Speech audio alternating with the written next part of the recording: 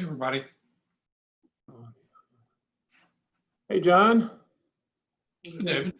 Start your video over here so he can see you, Oh, and hello. then you can see how you look. No, I'm That's there. Yeah, that's better. I was checking my camera angle for this evening. You're looking good. Yeah, right, right. better. Lights, camera, action. You're looking up. Are you hiding? Maybe not.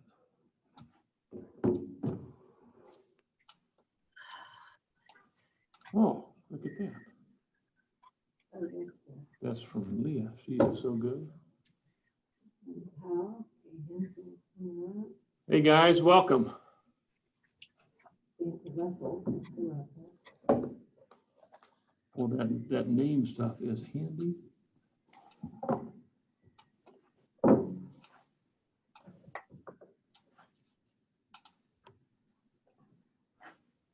Early. Hey, you are going to be my guinea pigs for just a second. Okay. Okay. Okay.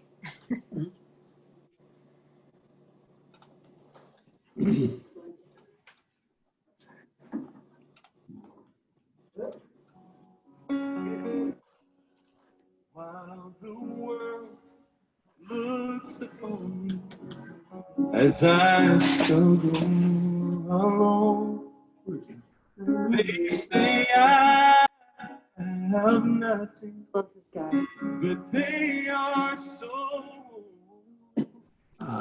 In my That screen bigger.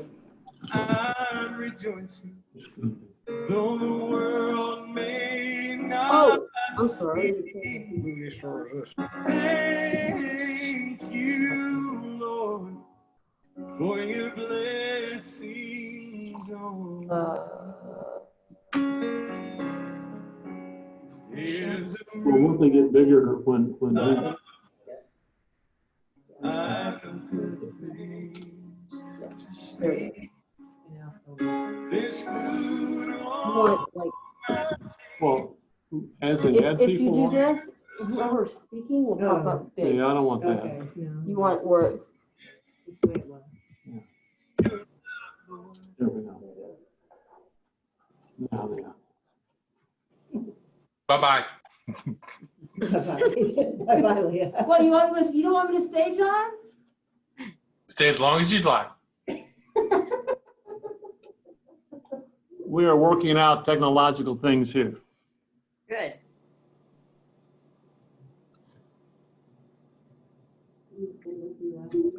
Okay, so were y'all able to hear the music okay?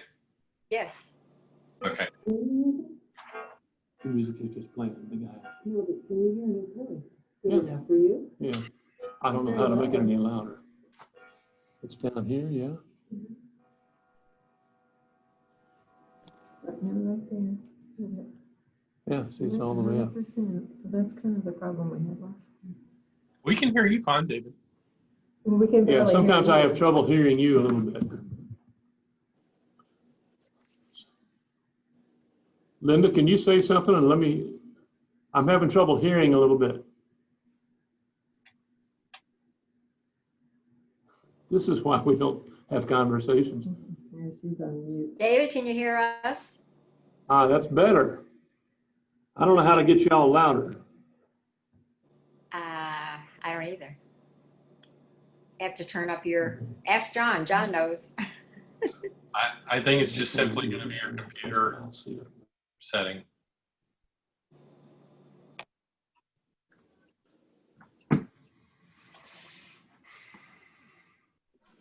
Thanks for turning Barbara up louder on Sunday, John. She was kind of low with, I guess somebody said we can't hear Barbara.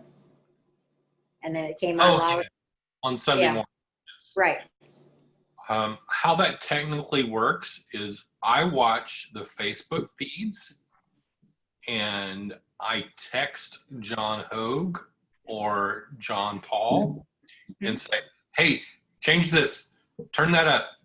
And that's kind of how that works. Oh, okay. Yeah, because once in a while, David gets a little low too. But it was good on Sunday. Because we don't want it to be too loud. We don't want it to be too soft. And so Yeah. it's one of those. But you got a lot of old people that can't hear so well. What do you say? Hey, Bob and Brenda. Hello. How you doing? Good. How's everybody? So far, good. Good. Hey, Linda.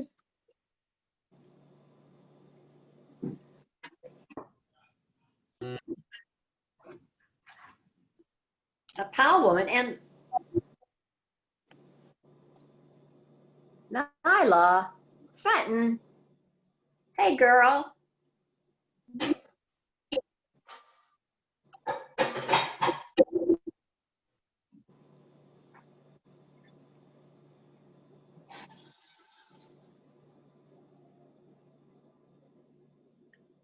Nyla, how's your son? Can't hear you. You're on mute, I guess. I think her volume is just not up. Hmm.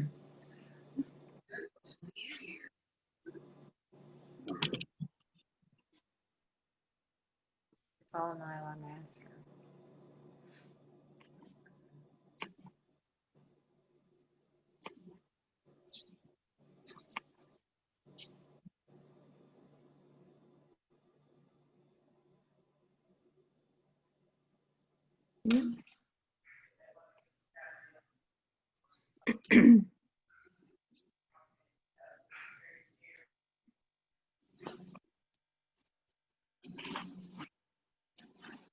Okay, so we lost David. So who can I volunteer?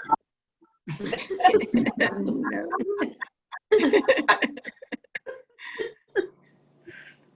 He was doing so well. I gotta talk to you later. I'm on the phone. Hi, Joan. Hello. Hi. Bye. Linda's gone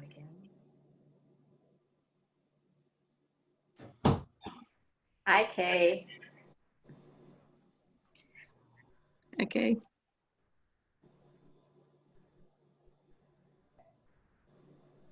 Maybe he's Barbara. I know my video didn't come on.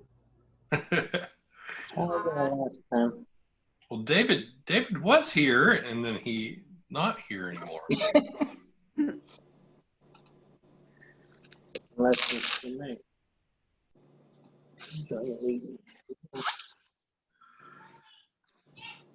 Hey, David. Okay. Desserts on Nyla. baking show. And no primary doctor copay. If you're new to So Medicare, we'll watch that you can first. still get affordable coverage for the whole group from Cigna, That's no okay matter with your you. health status. Don't wait. Call now to get your free Medicare Advantage guide. Call 1-866-759-99. That's 1-866-606-7599. Or at CignaMedicare.com. Cigna, together, all the way. I'll entertain him for the time being. Once you've been bitten by the gambling bug, you're up. Oh, yeah, wait a minute. Got any cases? Go fish. We'll figure something out. in a few minutes, yeah. Let's go back to the. Okay. All right. Well, Wellington. His name I can't remember. Oh, there's. yes, right at 7. Yeah. We do.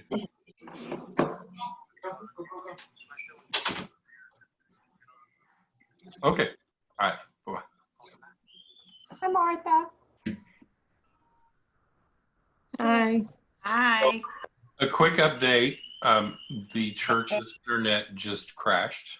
Oh, Oh, no. Okay. We're going to give it Oh, 2 minutes, and then Not my fault. that's not good. John will entertain you in the meantime, I guess, or we can visit with each other in the meantime. Whichever you The internet, the internet just crashed. I mean, if we had Richard here, he could do a food show. That would be great. If worse comes to What worse, did you say to do, you Leah? can Bottom left-hand corner. Oh, you mean turn off everything? restart. Oh, okay. Okay, go up. Right I there. hear him. I hear people. Oh, I see you're talking about restart. Hello. There's Kay. We're on my phone. Hello. Amelie. Hi. Say hi, Emily. Started the meeting, yes. You mean the church meeting? There's Jameson's dad. Wait a minute. You have one of the scrolls on tonight? No, wow. And Norm said it's tomorrow night. Oh, was there an house? You have Tuesday night on it. Huh. All right, he's got. What do you need help with? Could you help me, please? With what? You want to take it off? About. Okay, hold on. Bye.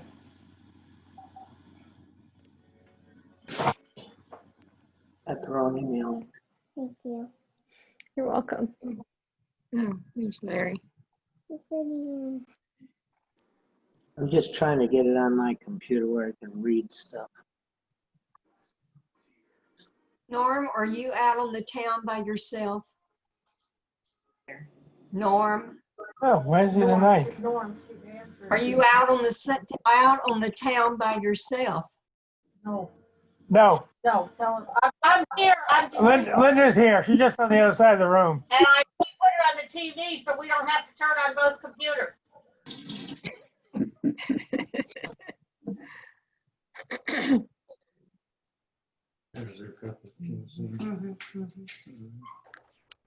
How do I get back to that?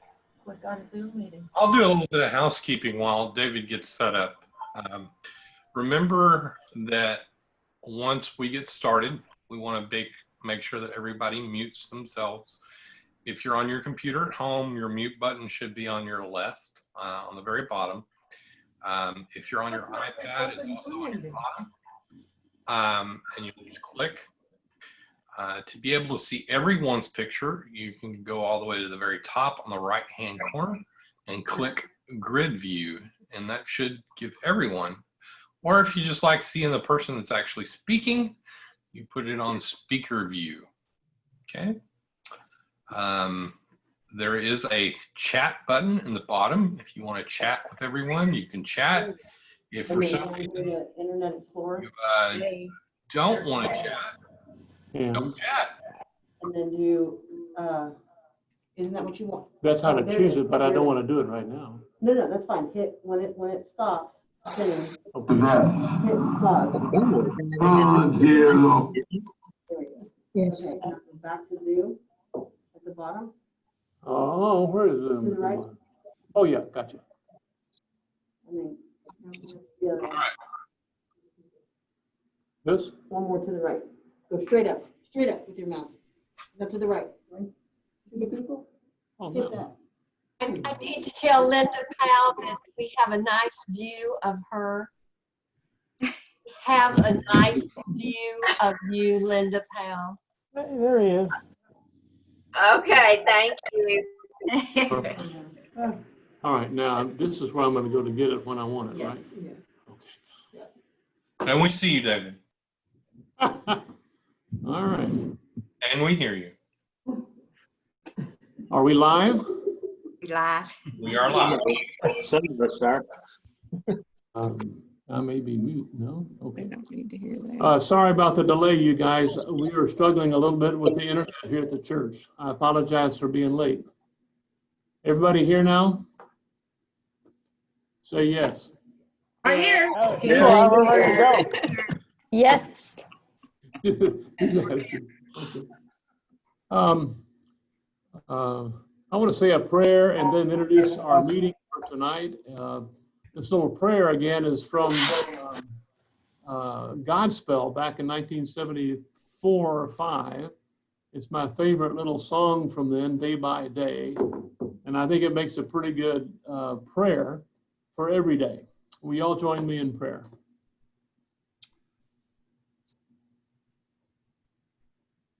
see thee more clearly, love thee more dearly, follow thee more nearly, day by day. This is our prayer, O Lord. Amen. Now, I want to say one word of introduction, and then I want to show you a video. The word of introduction comes from Covenant Baptist Church. Do y'all know Covenant Baptist Church? It's in the Museum District. It's where our oldest daughter and her family go. It's a Baptist church, but it's a pretty open and okay Baptist church. And some of you recovering Baptists may know what I'm talking about. So our family goes there, and Jacob the Perfect, who is now 15, was receiving his Bible as kids at a certain age do in every church, right? So we went to see Jacob receive his Bible at age 10 or something. And I had always noticed that when they read scriptures in this church, at the end of the scripture, rather than saying the word of God for the people of God, what they say is, these are our sacred stories. Thanks be to God. And I really like that. These are our sacred stories. This is the sacred stuff that we read when we need to know about God, and when we need to know about ourselves, and when we need to know about ourselves and God. These are the stories we tell.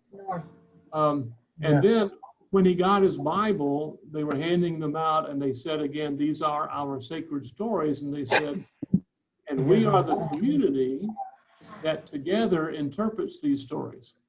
We are the community that together uses these stories in our lives. And I really like that part of that as well, because who we are right now, us 30 people on this Tuesday night, we're the community that comes to this sacred story, and we'll try to use it in our lives. You know, this is a sacred story for us. We acknowledge that, and we will try to interpret it together and use it in our lives. So this is the story of the rich fool, and I want to show you a video to begin. This is from Fiddler on the Roof. I hope this plays like I hope it plays.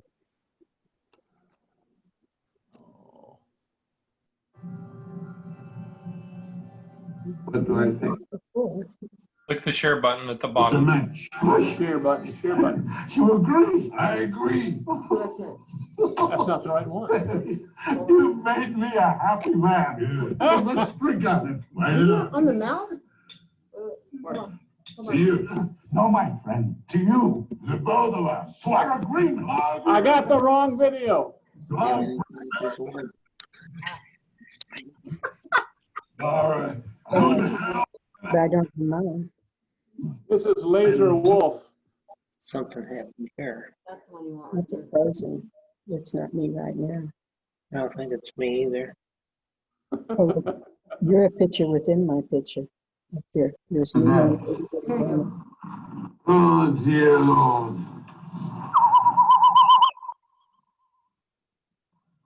You made many poor people. I realize, of course, it's no shame to be poor, but it's no great honor either.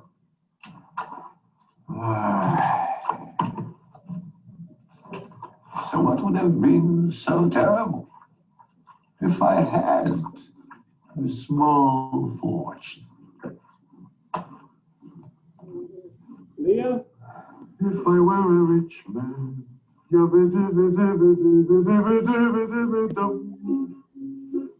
that if I were a wealthy man, I wouldn't have to work hard. If I were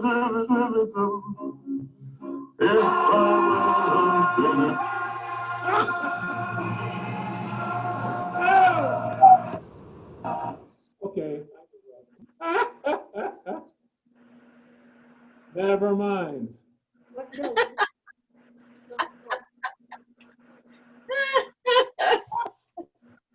You just made my day. I'm a teacher online, and we've had to fuss with that kind of thing all day today. Way to go. Good.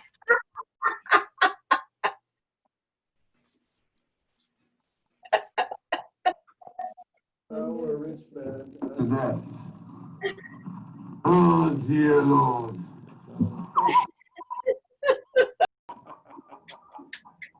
I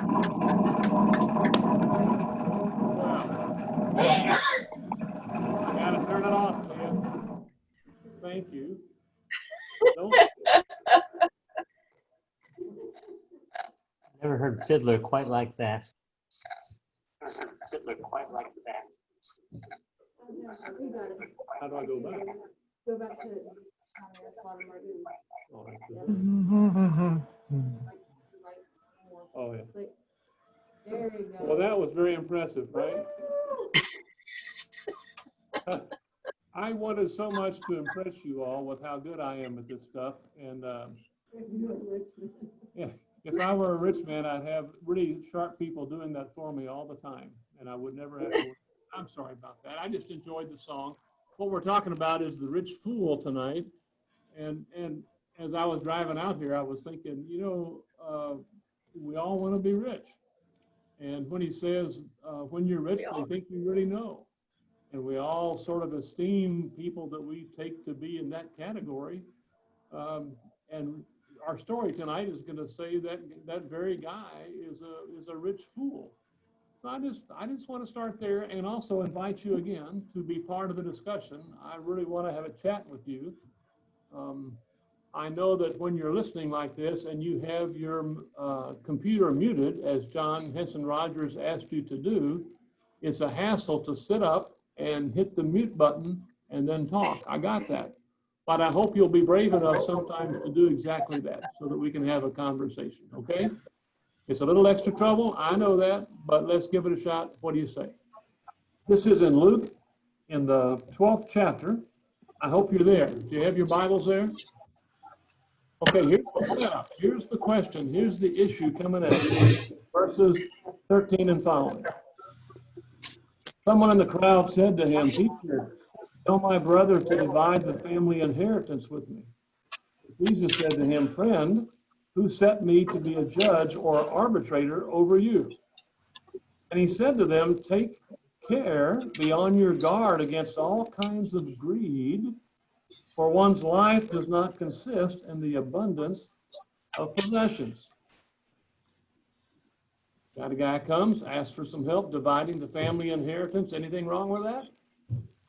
I don't think so. People need help with that sometimes. He thinks Jesus might be able to do that, not because he's a rich man, but because he functions as a rabbi. You ask rabbis that kind of question. And Jesus, I don't know if he actually responds to the question.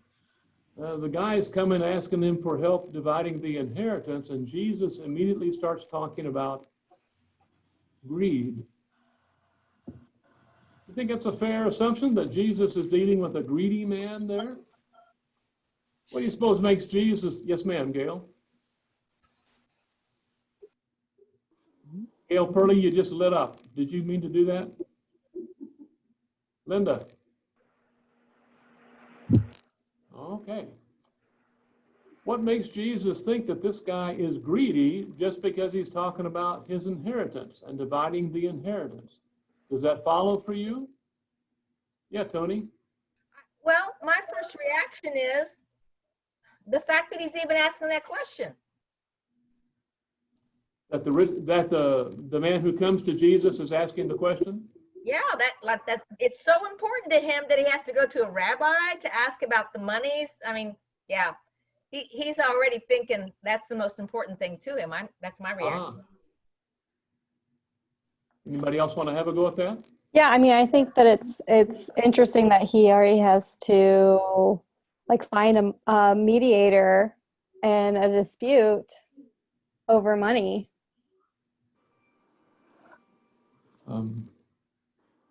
Some of the ugliest family times are around inheritance. Is that not right? Yes. Any of y'all been there? Not personally yet. Hopefully never. Yeah. I can well imagine a dispute in a family about an inheritance. I mean, that happens a lot, actually. You see our worst sides normally at weddings and funerals, after all. And part of that funeral business is about the inheritance. But you all are assuming that really that they were disputing at all means somebody in the family was being greedy. Is that right? That's kind of where you were, Tony? Yeah. Okay. So Jesus is going to answer whatever question there was by talking about greed. And he says, by the way, life does not consist in abundance of possessions. And if we didn't go any further, he would probably have given us enough of a lesson for today. My question for tonight is going to be, since we all know that, and that is not news to anybody in this group, we all know that life does not consist in abundance of possessions. Life is more than the abundance of possessions, right? Then my question for most of this evening will be, then why do we spend so much time worrying about abundance of possessions? Be thinking about that. Here's the story he tells. Then he told them a parable. The land of a rich man produced abundantly, and he thought to himself, what should I do, for I have no place to store my crops? Then he said, I will do this. I will pull down my barns and build larger ones, and there I will store all my grain and my goods. And I will say to my soul, soul, you have ample goods laid up for many years. Relax, eat, drink, be merry. But God said to him, you fool, this very night your life is being demanded of you, and the things you have prepared, whose will they be? So it is with those who store up treasures for themselves, but are not rich toward God. These are our sacred stories. Thanks be to God. Anything wrong with abundance? Anything inherently wrong with an abundant crop? That's a real question. Anything wrong with a high salary? No. Doing well in the market? Yeah, Angela? I was just going to say there's nothing wrong with it. So abundance is not a bad thing. That's a good thing, yeah? Not necessarily a bad thing. Not necessarily a bad thing. Anybody else? So there's nothing wrong with doing really well on your farm and making a lot of money. I think it There are depends on how cultures. you're going to use it, David. I'm sorry? I think it depends on how you're going to use it. Like Angela Yeah, was okay. saying, it's not necessarily abundance or not, but how you're going to use that abundance. That's And fair, how it's and I going to think we'll benefit. get to there in a little bit. Can you hang on to that for just a second and just hang with the abundance itself? Martha, you would not say that just the abundance itself is a problem. It's something later than that. Is that right? Right. Yeah. Yes. Yeah. Well, in some cultures, and I take it that in the first century Palestine, they would have assumed that abundance is actually a blessing, and probably a literal blessing from God, that's a provision that God has made for somebody, that since success or failure on your farm comes from beyond us, it's either a blessing or not a blessing that comes directly from God.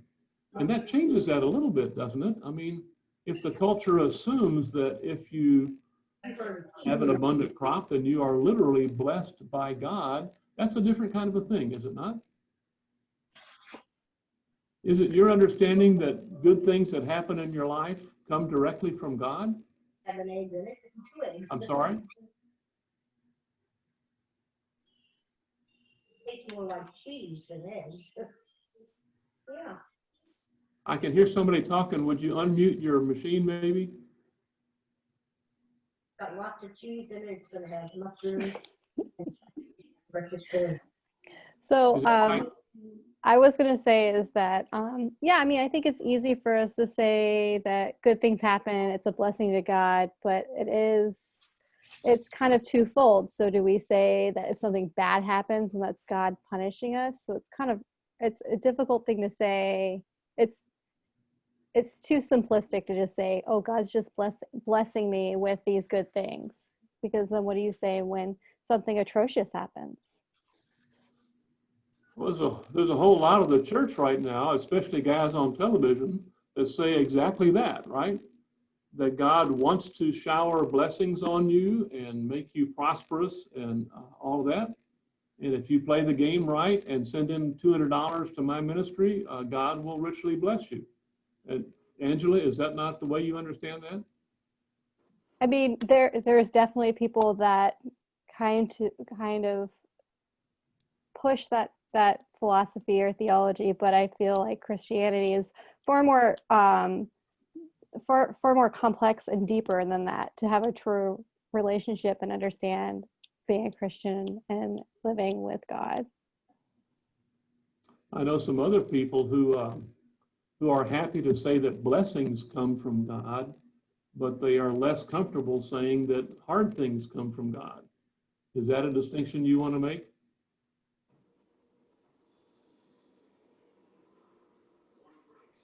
Anybody can jump in there. Good things come from God, bad things come from someplace else. I think that God definitely can put, I mean, I think it's how you approach the situation. So in my opinion, that God doesn't necessarily put bad things in our lives, but bad things happen, and God, having a relationship with God and Jesus is to lean into that, and find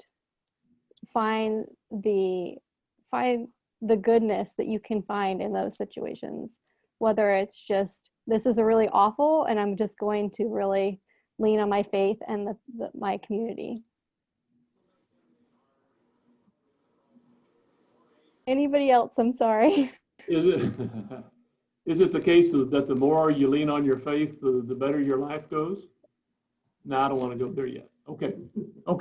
Abundance. I think this guy has abundance, and he says, I don't have enough places to store all of my abundance. And he's in a culture that doesn't recognize money as easily as they recognize just crops, right? So you need a place literally to store the stuff. You can't easily sell it and put the money in an IRA someplace. You literally have to build a bigger barn. And so he does that. And again, I asked the question, he has abundance and he plans for the future by preparing to save more of that for the future. Is acting prudently toward the future a bad thing by itself? How many of you all have retirement plans? And glad you do or did, yeah? Me too. Is that a bad thing to plan for the future and take care of the future like that?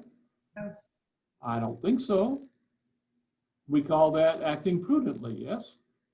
Yes. If we have some abundant times in our lives and we plan to use that abundance later to take care of necessities, is there a problem with that?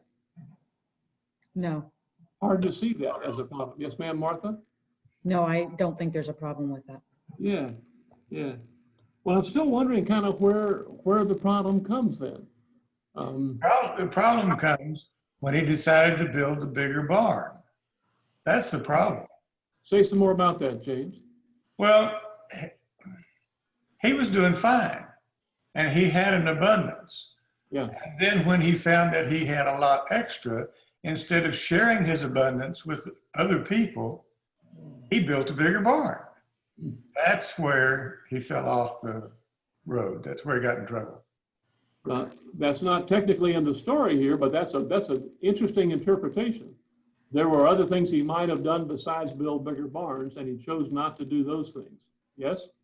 Yeah, he took the excess abundance and kept it for himself instead of sharing with others. He could have taken. Anybody want to go ahead with his interpretation? You like that one? Okay. I'm sorry. I'm sorry? I didn't hear what you said. I'm sorry. I was wondering if anybody wanted to respond to James's suggestion that the problem is saving the abundance is not exactly the same thing as being prudent about the future and just saving what you need or what you might need. Did I do that justice, James? Yeah, he did fine. Yeah. I think it's Okay. your attitude toward your abundance. The attitude you have toward your abundance. What do you think your attitude is? Abundance. My abundance is everything. I think that is not what we need to do. I think that becomes worshiping of your abundance. To me, it does. Yeah. And then I feel you should share your abundance instead of keeping it and worshiping it and hoarding it up somewhere in a storeroom, like the little rental places we have around town for all your stuff that won't fit in your house that you can't get rid of. But you just can't keep it anymore. You put it over there. So. Yeah. How about it, Angela? No, I mean, I agree. I think that that's an excellent point, and I would agree with it. It's hard. It's a hard line to kind of walk where you're trying to be prudent and prepare for the future, but then also not, not try and control so much and see the abundance as security, but more as like a gift to give. And I think, David, it's that, going off what Angela and James both said, is it's that level of balance to be able to not put it as your God, but being able to share that wealth with others whenever it becomes no longer a need for you to survive or a prudent planning for you to survive, but you recognize the need for someone else and you give because you love your neighbor more than you love your money. Thanks, John. Well, it strikes me that y'all are talking about two things. One is the common assumption, I think, in our part of the world, that having more is pretty much always a good thing. And you can secure your life by having more. And then the Pratts and John just talked about is not just having more, but what you do with the more is critical, right? I kind of want to go back to just the abundance itself for a second and ask another question. Sound up if you want to. I've muted my. I can go listening and reading it now. Hit your mute button, Kylie. Let me read you a story. This is from Anthony DeMello, who's a priest and has gathered stories from different cultures all around. And let me see if this one speaks to you. This is called The Contented Fisherman. The rich industrialist from the north was horrified to find the southern fisherman lying lazily beside his boat, smoking a pipe. "Why aren't you out fishing?" said the industrialist. "Because I have caught enough fish for the day," said the fisherman. "Why don't you catch some more?" "What would I do with it?" "Well, you could earn more money," was the reply. "With that, you could have a motor fixed to your boat and go into deep waters and catch more fish. Then you would make enough to buy nylon nets. These would bring you more fish and more money. Soon you would have enough money to own 2 boats, maybe even a fleet of boats. Then you would be a rich man like me. What would I do then?" "Then you could really enjoy life." What do you think I'm doing right now? Where does the assumption come from that in order to really enjoy stuff, it's going to take a little more? And that doesn't matter what level you're operating on. It takes a little more, right? If you're making minimum wage, man, if I could just make $15 an hour, then I'd be living good.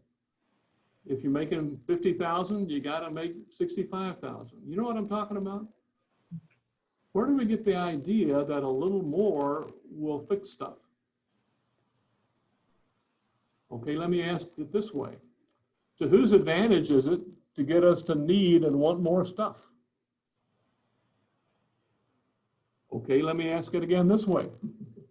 Every Christmas, you'll see in the front page of the Chronicle a little box down on the lower right corner that has a thing about shopping days and how much money we're spending. And I would like to believe that they have a great concern that we're buying all the things that'll make us happy and make our children happy.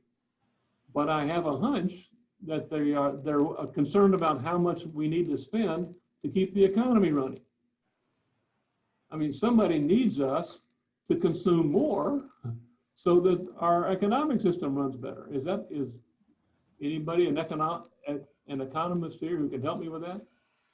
Well, I'm not an expert, but I do follow the economy a lot, and it's not necessarily like it is good that people spend, but it's a lot of balances between like interest rate and inflation, and it's very complex. It's not as straightforward, but it is important that people keep buying more specifically to the companies that are for profit than anything, because then they make more money and they can give other people more money.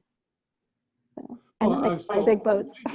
We live in a system that really wants us to do more, to make more, and to buy more.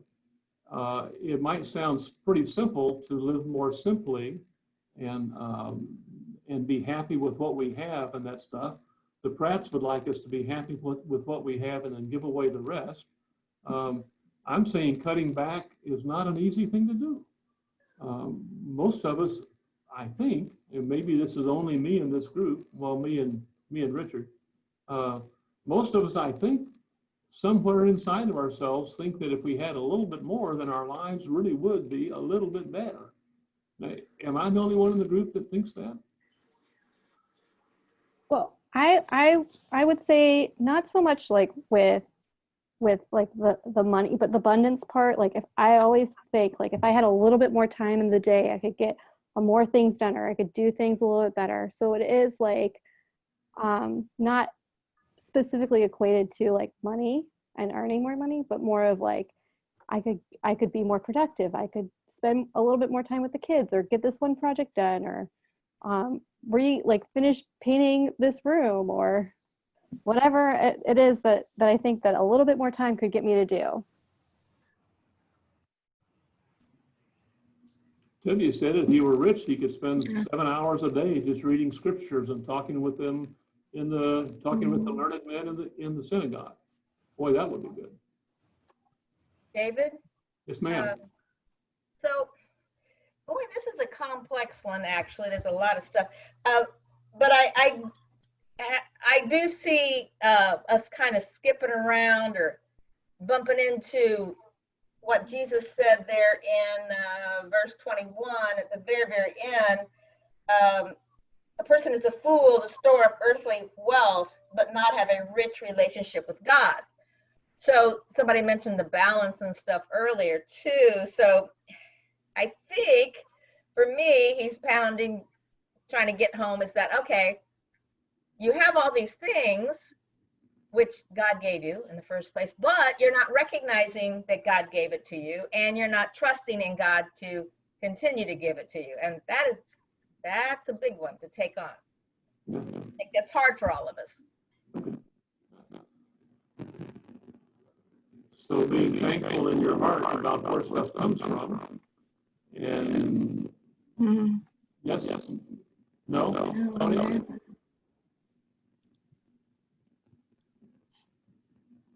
I see two people kind of talking. You're not unmuted. Your mic, you're going garbled. Your voice is garbled. Sound like you're underwater. Sorry? You sound like you're underwater. Your microphone sounds like you're underwater. Okay. A lot of people say when I speak, it's pretty garbled anyway. Okay. David? Yes, ma'am. I was just going to tell you the story about my older son, who is 49 years old, and his wife and 4 children. 13 years ago, they built their dream home out in the country, 8,500 square foot home on 10 acres. They had all of this stuff.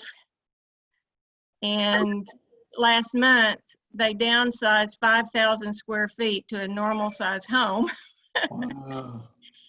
And they got rid of a ton of stuff. Still not enough. They still need a storage unit. They need to get rid of more. But I think this has been such a relief for them to be out from under all that. just the expense of maintaining that property, you know, and taking care of everything it involved. I think they're much happier now with the smaller place. And it's still a nice home. You know, it's not like they're suffering at all. Thanks. Thanks. So, France, would you all go on now? We're going to appreciate what we got. We're not going to be greedy about getting more. And you all were saying that what you do with it, this isn't actually in the story, but what you do with it when you have the opportunity to share, that counts, right? If you have an abundance and you don't share that, there's something wrong with that. Jesus says if you have 2 coats and somebody needs a coat, give one of your coats. Yes. Is that what you're talking about? Yeah, that's the general idea. But at the end, he said, those who store up treasures for themselves but are not rich towards God. And I think that the rich man could have taken the overabundance and used it in a better way than building a bigger barn and keeping it for himself. The abundance was fine for his future, but the overabundance could have gone on to someone else, and that would have made him richer towards God. Okay, thanks. Thanks. Let me, we don't have forever here. Let me read you what happens next in the Gospel of Luke. This is the passage that comes right after this in Luke. Jesus says to the disciples, "Therefore I tell you, do not worry about your life, what you will eat, or about your body, what you will wear. For life is more than food, and the body more than clothing. Consider the ravens, they neither sow nor reap, they have neither storehouse nor barn, and yet God feeds them. Of how much more value are you than the birds? And can any of you, by worrying, add a single hour to your span of life?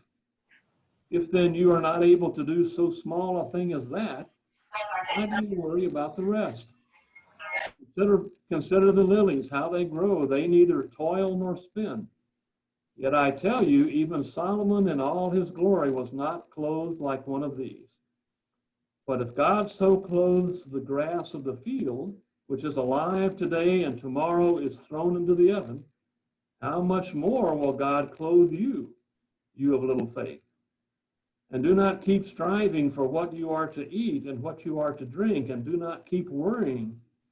For it is the nations, that is the peoples of the world, that strive after all these things, and your Father knows that you need them. Instead, strive for the kingdom, and these things will be given to you as well." I take it, James, that is something of what you were saying. Get your priorities right about God and the kingdom. And by the way, I don't think in this passage he's talking about the kingdom, meaning the kingdom when you die. I think he's talking about the kingdom that will be present in the world at some future date. But he's saying don't be anxious, right? Part of your problem, you guys, is we're so anxious about all this stuff. I had what was it, 85 or 86? One of the last crashes came, the oil bus came. Was it 85? Y'all remember that? I had 2 guys come into my office over at Ashford, one right after the other. The first guy was a guy that drove a truck for Con Appliance. And he had been doing really well that year. He had bought himself a new truck. He was thinking about proposing to his girlfriend and getting married. I mean, life was pretty good. And then the crash came and nobody was buying appliances. He wasn't working, and he was probably having to get rid of his truck. And the next guy, the next guy in my office was a guy who had been in investments and stuff. He got out of the oil business because he wanted to be making more money than that. And he had 5 or 6 million in his IRA or wherever he kept it. And the stock market had crashed and he had lost 50% of that or something, like $2 or $3 million. And he was really upset. Both of them were enormously anxious And it struck me that their anxiety was exactly the same. One was losing his F-150 and the other had lost a couple of $1 million, but they were both very, very anxious about their situation. You hear what I'm saying? And Jesus is addressing that anxiety, I think. Is it possible to live our lives as though we're not going to worry about that at all? We will do what we can, but we won't be anxious. Here's another thing you can try. Last week we tried this about faith. If you plan for your future and you think about it, that's where you do prudent things, right? But where you're anxious is someplace else. And if you're trusting rather than being anxious, that's down in here someplace. So Jesus doesn't say, don't plan and don't take care of the future. What he says is, don't get anxious about it. Don't be eaten up with anxiety about that stuff. God will provide. The good things you need will be there when you need them. But is that helpful at all, the distinction between the anxiety we feel and just prudence and taking care of stuff? You hear what I'm saying?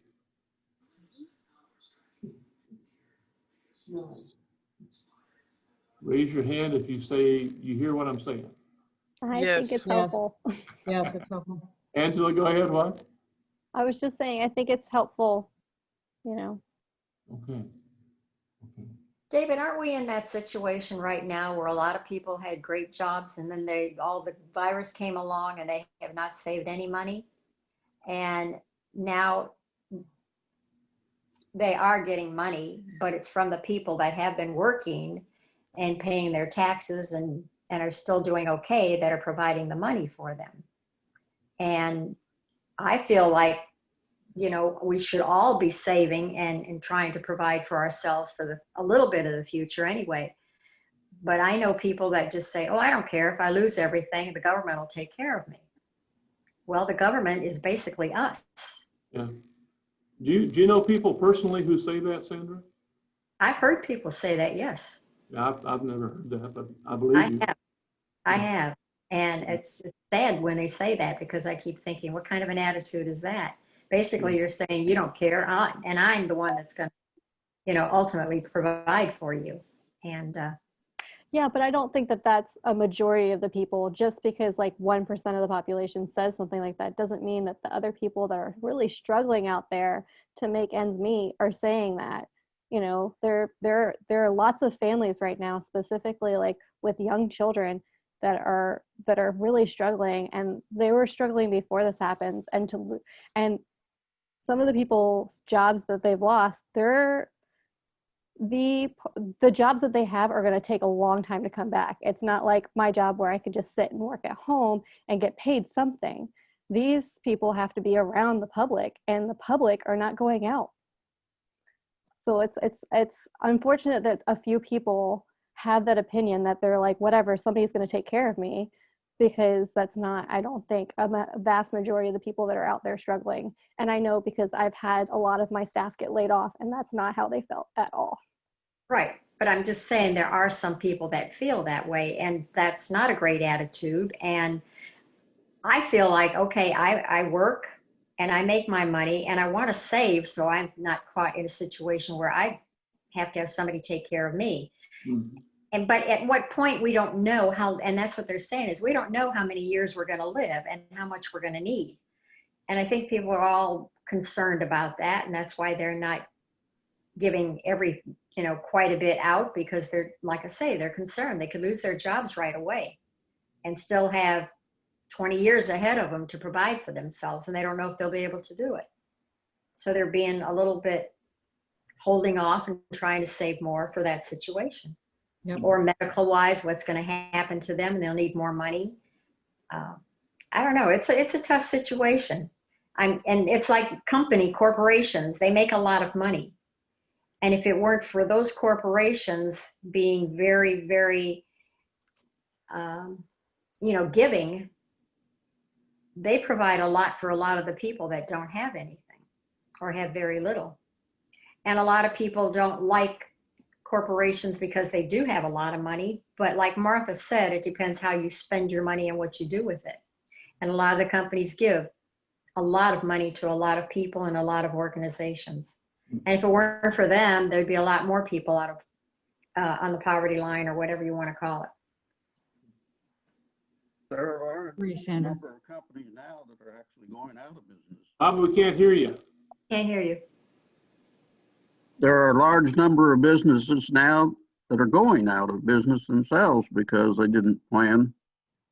And we see all the time people who are working 2 or 3 jobs and just barely making them happen. So in a crisis like this, there's nothing to fall back on. There needs to be a safety net. It doesn't have to be something that, I guess is give them everything. But there has to be some safety net because of the type of economy we have where jobs come and go.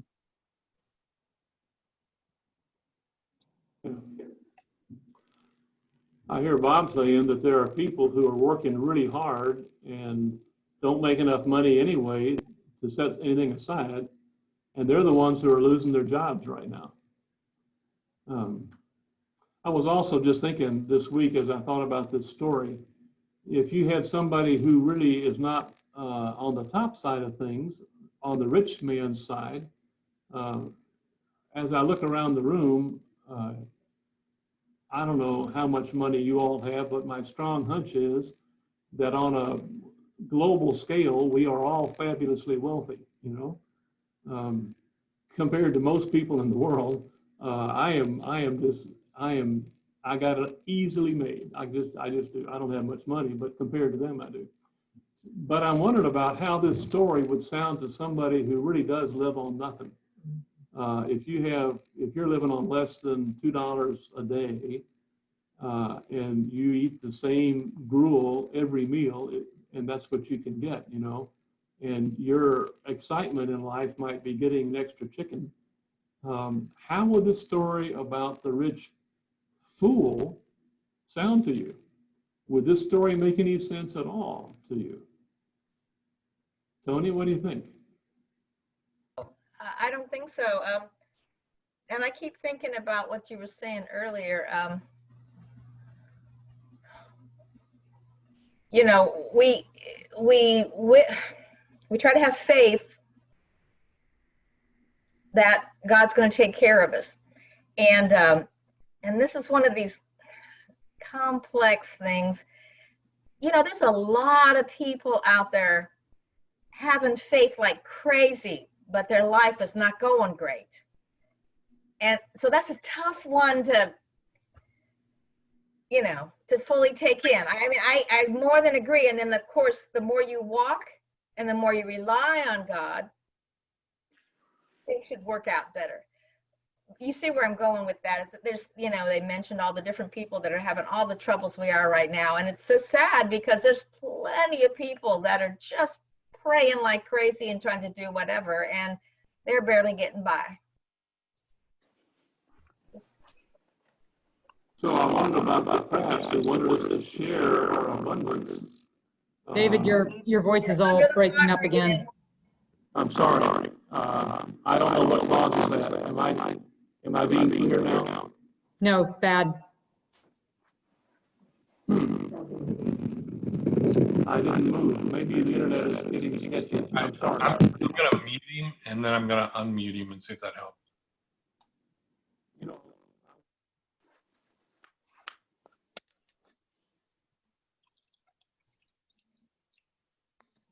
John, you still got him muted.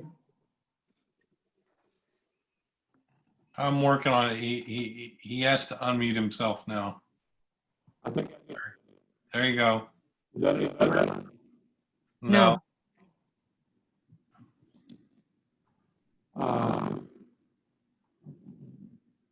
Make people play fiddler on the roof again.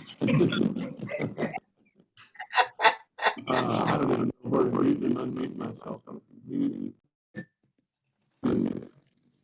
Does that help at all? No. No. I am so sorry. Yeah, we're losing the internet. I'm going to stop. Thank you for sharing. We're going to lift. I'm going to say a fast prayer, and then if you all want to sit and chat, you can, but I'm afraid I'll be off the air. I will go slowly, and I hope you can hear some of this. Let's pray. God, we get so concerned about the wrong things. Teach us wisdom. Give us discerning hearts. Give us open hearts to share. Lead us at last into the fullness of your presence and your love. Amen. I don't know if you heard any of that, but I'm going to check out. I'm sorry. Chat amongst yourselves. John, can you hear me? Thank you, David. Okay. I'm sorry. Thank you. It was awesome. Great job.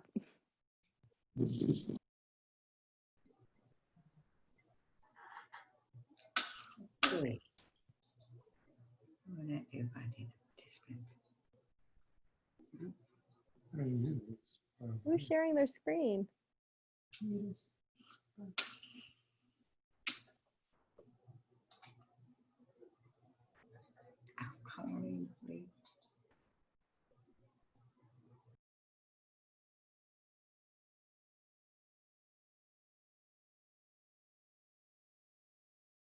I can't hear anything.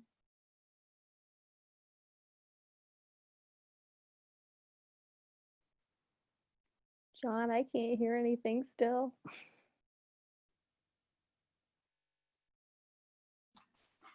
There we go. All right. Let's do this again. Cool.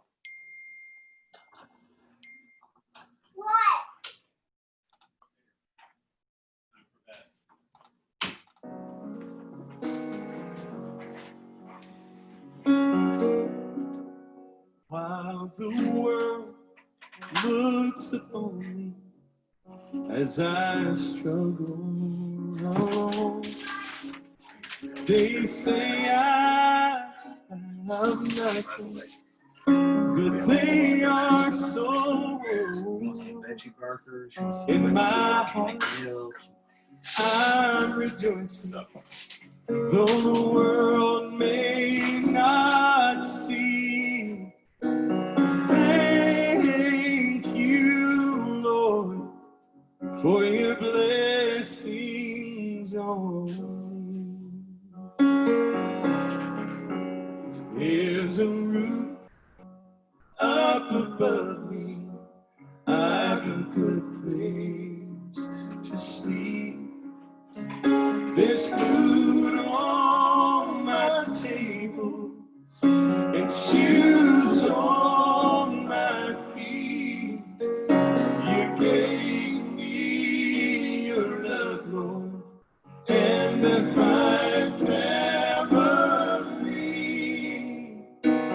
Thank you, Lord, for your blessings on me.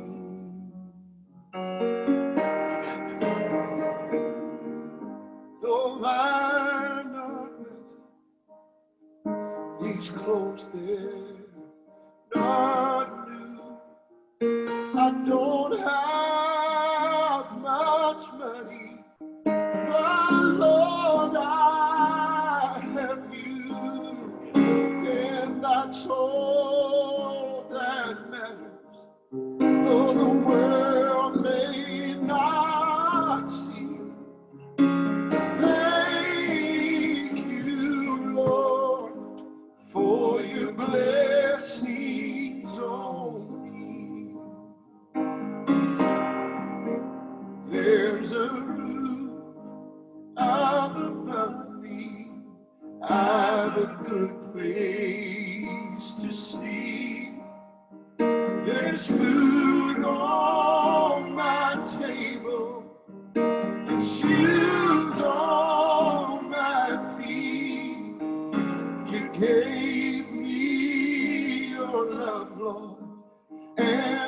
find family.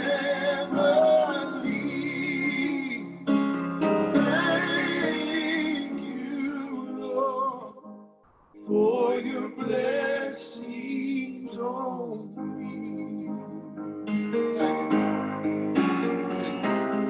Thank you, Lord, for your blessings on me. We got a lot to be thankful for, everybody.